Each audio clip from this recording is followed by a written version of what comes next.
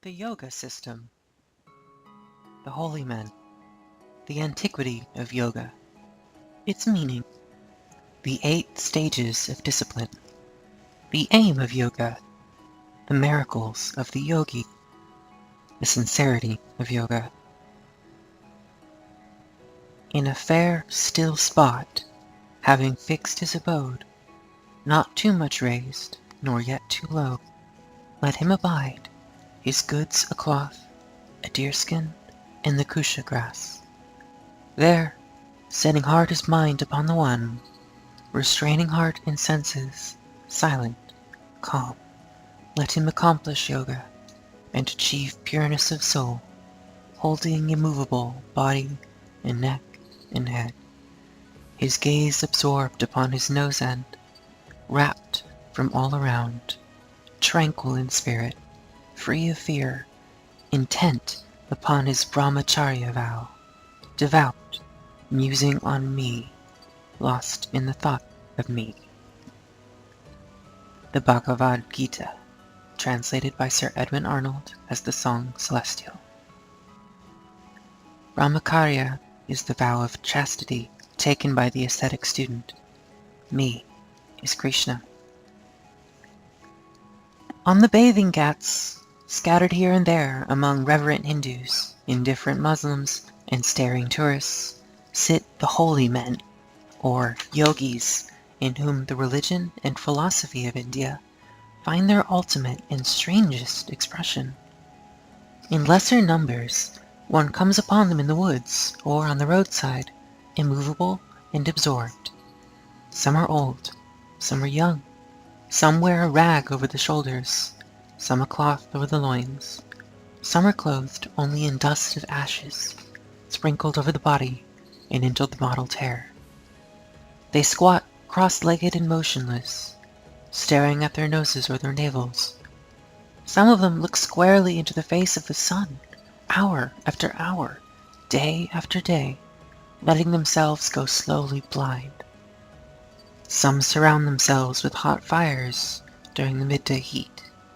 Some walk barefoot upon hot coals, or empty the coals upon their heads. Some lie naked for 35 years on beds of iron spikes. Some roll their bodies thousands of miles to a place of pilgrimage. Some chain themselves to trees, or imprison themselves in cages until they die.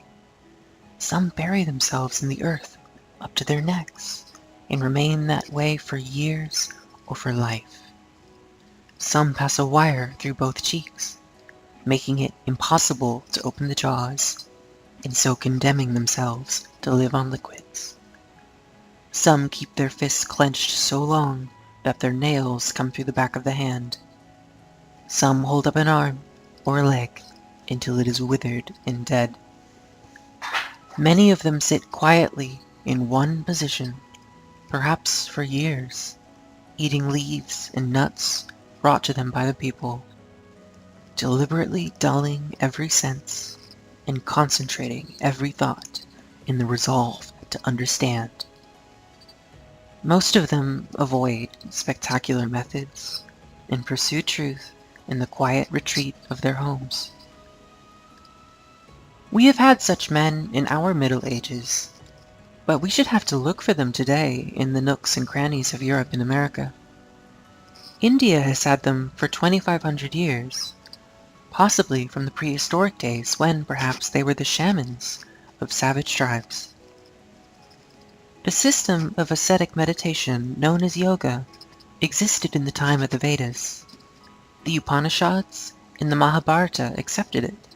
It flourished in the age of Buddha, and even Alexander, attracted by the ability of these gymnosophists to bear pain silently, stopped to study them, and invited one of their number to come and live with him.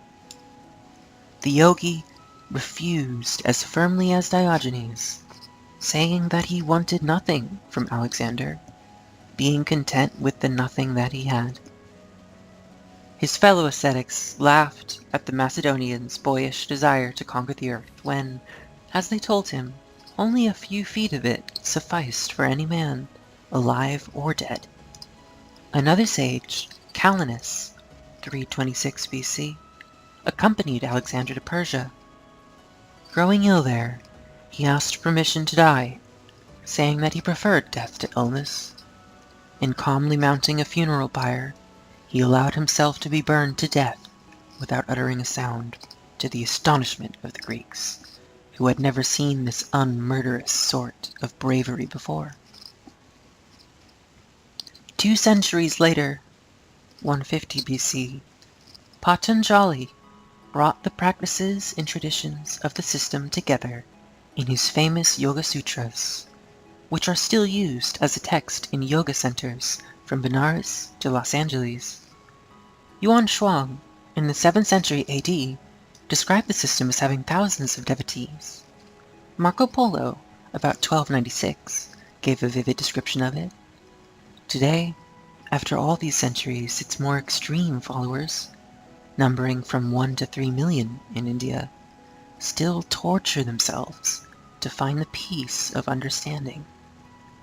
It is one of the most impressive and touching phenomena in the history of man.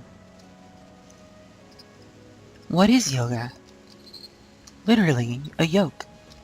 Not so much a yoking or union of the soul with the Supreme Being, as the yoke of ascetic discipline and abstinence which the aspirant puts upon himself in order to cleanse his spirit of all material limitations and achieve supernatural intelligence and powers.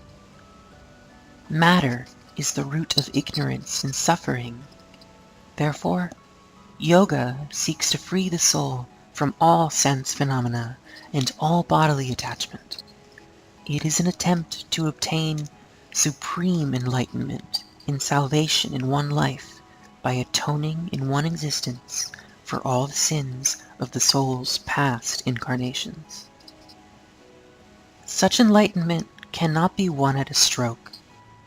The aspirant must move towards it step by step, and no stage of the process can be understood by anyone who has not passed through the stages before it. One comes to yoga only by long and patient study and self-discipline. The stages of yoga are 8. 1. Yama, or the death of desire. Here the soul accepts the restraints of ahimsa and brahmacharya, abandons all self-seeking, emancipates itself from all material interests and pursuits, and wishes well to all things. 2. Niyama, a faithful observance of certain preliminary rules for yoga: cleanliness, content, purification, study, and piety. 3. Asana, posture. The aim here is to still all movement as well as all sensation. The best asana for this purpose is to place the right foot upon the left thigh and the left foot upon the right thigh, to cross the hands and grasp the 2 great toes, to bend the chin upon the chest and direct the eyes to the tip of the nose. 4. Pranayama, or regulation of the breath. By these exercises one may forget everything but breathing, and in this way clear his mind for the passive emptiness that must precede absorption. At the same time, one may learn to live on a minimum of air, and may let himself with impunity be buried in the earth for many days. 5. Pratyahara, abstraction. Now the mind controls all the senses and withdraws itself from all sense objects. 6. Dharana, or concentration. The identification or filling of the mind and the senses with one idea or object to the exclusion of everything else. Reference Hobbes: Semper idem sentire, idem est ac nihil sentire. Always to feel the same thing is the same as to feel nothing. The fixation of any one object long enough will free the soul of all sensations, all specific thought and all selfish desire. Then the mind, abstracted from things, will be left free to feel the immaterial essence of reality. Eliot compares, for the illumination of this stage, a passage from Schopenhauer, obviously inspired by his study of Hindu philosophy. When some sudden cause or inward disposition lifts us out of the endless stream of willing, the attention is no longer directed to the motives of willing, but comprehends things free from their relation to the will, and thus observes them without subjectivity, purely objectively, gives itself entirely up to them so far as they are ideas, but not in so far as they are motives. Then all at once, the peace that we are always seeking, but which always fled from us on the former path of the desires, comes to us of its own accord, and it is well with us. 7. Dhyana, or meditation. This is an almost hypnotic condition, resulting from dharana. It may be produced, says Patanjali, by the persistent repetition of the sacred syllable Om. Finally, as the summit of yoga, the ascetic arrives at 8, samadhi, or trance contemplation. Even the last thought now disappears from the mind. Empty, the mind loses consciousness of itself as a separate being.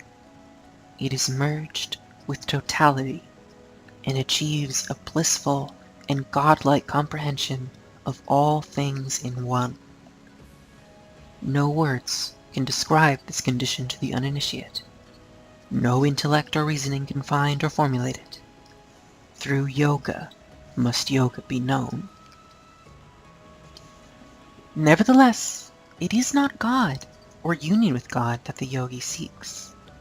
In the yoga philosophy, God, Ishvara, is not the creator or preserver of the universe, or the rewarder or punisher of men, but merely one of several objects on which the soul may meditate as a means of achieving concentration and enlightenment. The aim, frankly, is that dissociation of the mind from the body, the removal of all material obstruction from the spirit, which brings with it, in yoga theory, supernatural understanding and capacity. If the soul is cleansed of all bodily subjection and involvement, it will not be united with Brahman, it will be Brahman. For Brahman is precisely that hidden spiritual base, that selfless and immaterial soul, which remains when all sense attachments have been exorcised away. To the extent to which the soul can free itself from its physical environment, imprison it, it becomes Brahman and exercises Brahman's intelligence and power. Here, the magical basis of religion reappears and almost threatens the essence of religion itself, the worship of powers superior to man. In the days of the Upanishads, yoga was pure mysticism, an attempt to realize the identity of the soul with God. In Hindu legend it is said that in ancient days 7 wise men, or rishis, acquired by penance and meditation complete knowledge of all things. In the later history of India, yoga became corrupted with magic, and thought more of the power of miracles than of the peace of understanding. The yogi trusts that by yoga he will be able to anesthetize and control any part of his body by concentrating upon it.